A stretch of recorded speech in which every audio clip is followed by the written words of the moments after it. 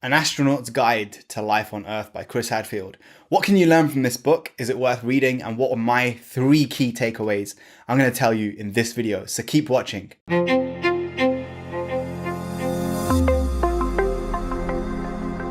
Hey everyone, welcome to my channel. My name is Keshav and this channel is all about mastering your mindset and lifestyle. So in this video, like I mentioned, I'm going to talk about my 3 key takeaways from the book. If you haven't subscribed, click the subscribe button right now and make sure you ring the bell icon. I don't know why I'm knocking. Ring the icon so that you know when new videos come out. And this is so you get the push notifications so that I'm nudging you to have a positive start to your day. I create new videos every day at the moment. So the first lesson that I got from Chris Hadfield's book was being a zero. This was a game changer for me because he talks about whenever you go into a new job, even when I'm making a video, for example, you want to be a +1, you want to have a positive impact. But what he talks about is when he was going to the International Space Station and he was handing over from one crew to another, whether he was the arriving crew or the departing crew, his mission was always to be a zero. So he's not trying to be a +1, he's not trying to have a positive impact, but he's also not trying to do anything that hinders anybody. He's just trying to stay completely neutral. And this is an idea that I've applied again and again in my life.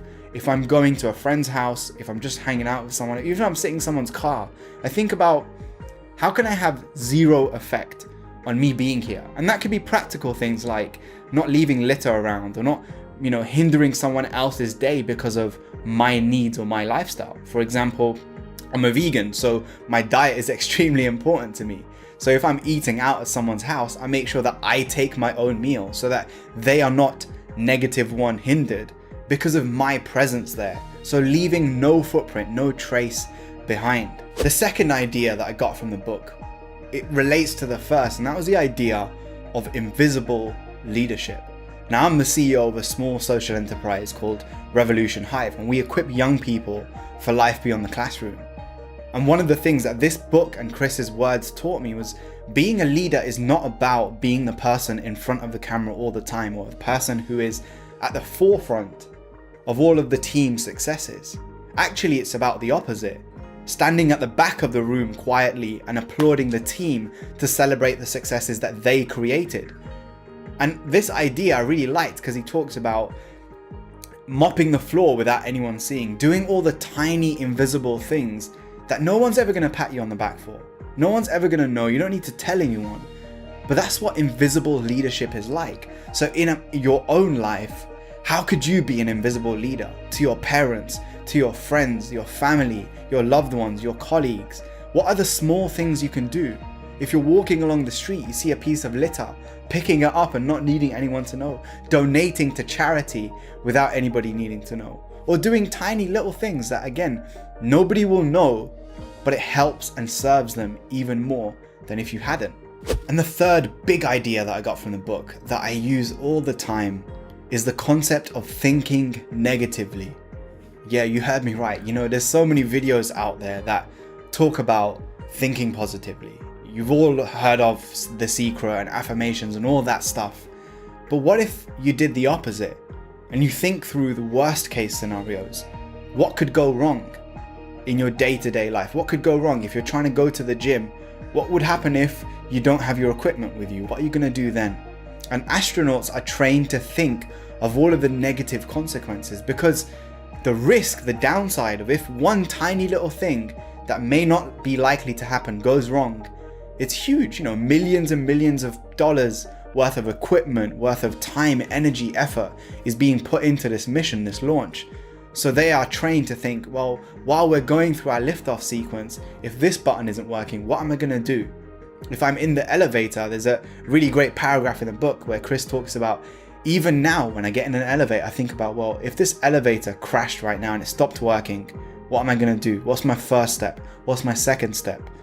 Because when you're prepared, you're able to act more quickly and calmly. So those are my 3 big takeaways from the book. Have you read it? If you want to check it out, I'll leave a link for you down below. Please go have a read, support Chris's work. He's an awesome human being. And I wanted to end with a quote from the book. He said, ultimately, I don't determine whether I arrive at the desired destination. Too many variables are out of my control. There's only one thing that I can control: my attitude during the journey, which is what keeps me feeling steady and stable, and what keeps me headed in the right direction. So I consciously monitor and correct if necessary, because losing attitude would be far worse than not achieving my goal.